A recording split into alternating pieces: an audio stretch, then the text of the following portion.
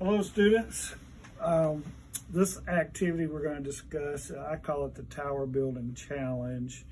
It's one of my favorite project-based learning activities. It's probably the twist that makes it unique is that the students have to submit a bid form to build a miniature tower. We pretend it's a tower that goes on a football field, practice field for coaches to stand up on. But they actually have to submit a bid for the cost of materials. And it's based on an article that I wrote several years ago, co-wrote. I actually got 4 files on Blackboard for you to look at. But this first file is the article itself, I believe. No, actually, that's a short version of the directions. It actually has some structures that are good to go over to kind of give them an idea of what are some sound structures, like a bridge.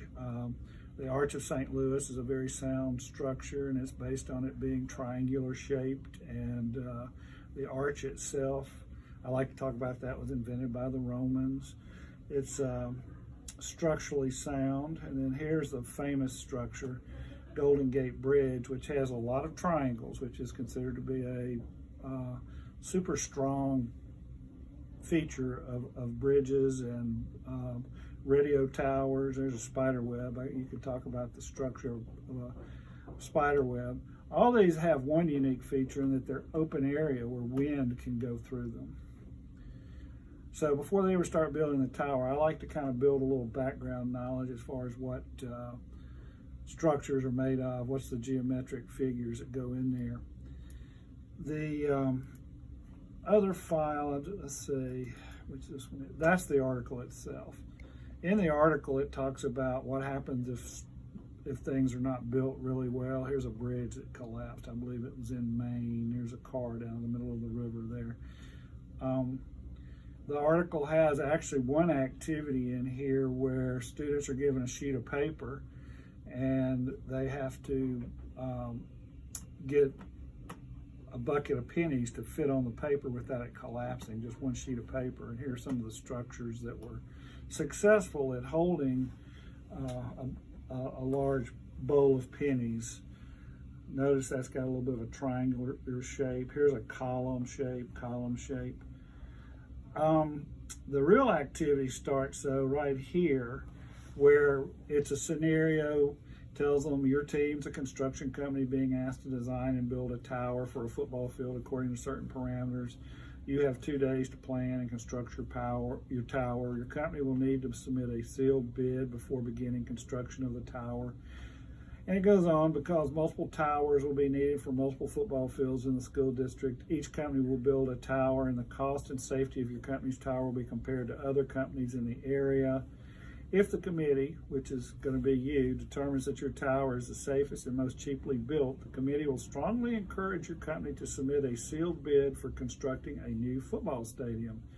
Quality work that's both safe and inexpensive can lead to greater rewards for a business. Similarly, work that is both unsafe and expensive lessens the chances of a business being profitable. Hence, the company that builds the safest, least expensive tower in this activity will receive strong consideration when bids go out to build a new multi-million-dollar stadium. And the activity has certain parameters. They have to have a minimum of 15 centimeters in height, which is half of a 12-inch ruler. Has to have a square base that's 5 by 5 by 5 by 5 centimeters. The tower should have a platform to support your fictional football coaching staff, a ladder and handrails to get up there at the top. And so we talk about cost overruns and how bad that is. Basically, they have to submit their bid before they can start building.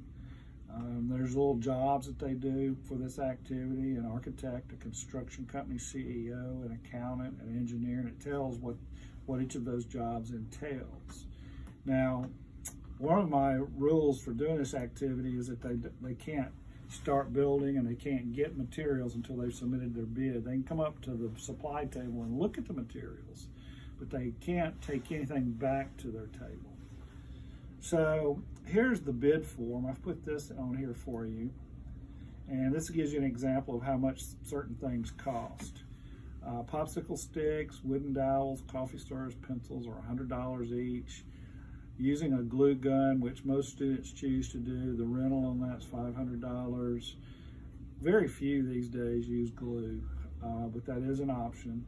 A lot do use modeling clay, $50 per cubic centimeter, and I estimate that based on what a cubic centimeter looks like. Every glue stick they use is $100.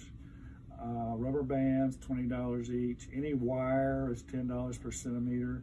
Scissors, they get charged for that, $50. Ruler, $50. And then there may be some miscellaneous things. They can't bring things from home. A lot of times the kids will want to bring something from their house to save on money. They can return materials, but they only give 10 cents on the dollar for what they return.